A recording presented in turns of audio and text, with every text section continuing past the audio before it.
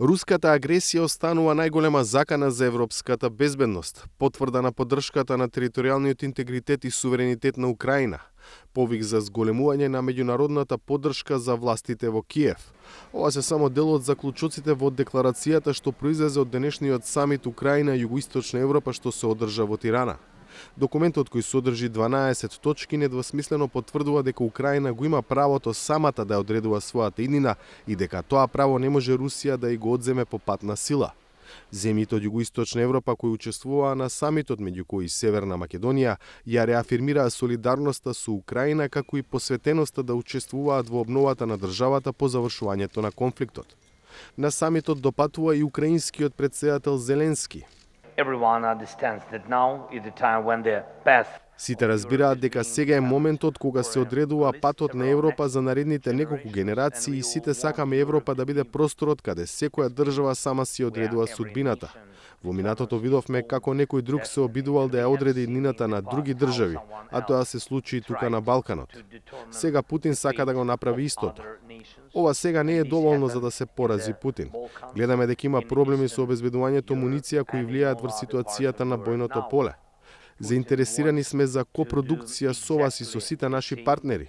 Предлагаме да се одржи посебен украинско-балкански форум на одбранбената индустрија во Киев или во некој од балканските престолнини. Задоволен сум од заедничката соработка на нашите земји. Путин не успеа во своите намери за брзо да ја покори Украина, изјави домаќинот албанскиот премиер Рама.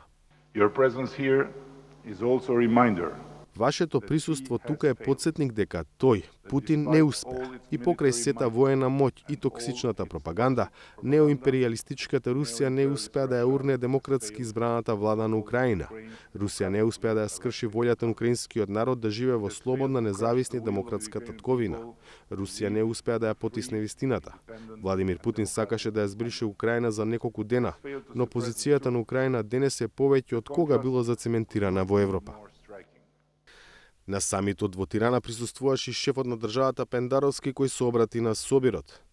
Неодамнашната одлука на Советот на Европската Унија да обезбеди помош од 50 милиарди евра, како и изгледите за обезбедување на околу 90 милиарди долари од страна на Американскиот конгрес се сметаат за соодветен правец на действување. Северна Македонија беше меѓу првите нации што и пружи воена, техничка и хуманитарна помош на Украина. До сега имам испорачано 12 пакети помош со вкупна вредност од 60 милиони евра. Заедно со нашите НАТО сојузници и со истомислениците ќе продолжиме да се спротивставуваме на нападот врз независноста на Украина, барајќи одговорност за сите извршени злосторства со цел да се обезбеди правда за жртвите и за нивните семејства, порача Пендаровски. Самитот во Тирана се случува во период на интензивирање на руските напади на истокот од Украина, како и повлекувањето на украинските сили на делови од фронтот, пред се поради недостигот на вооружување и муниција кои доаѓаат од НАТО сојузниците и од Соединетите американски држави. За Гласот на Америка, од Скопје, Владимир Мирчевски.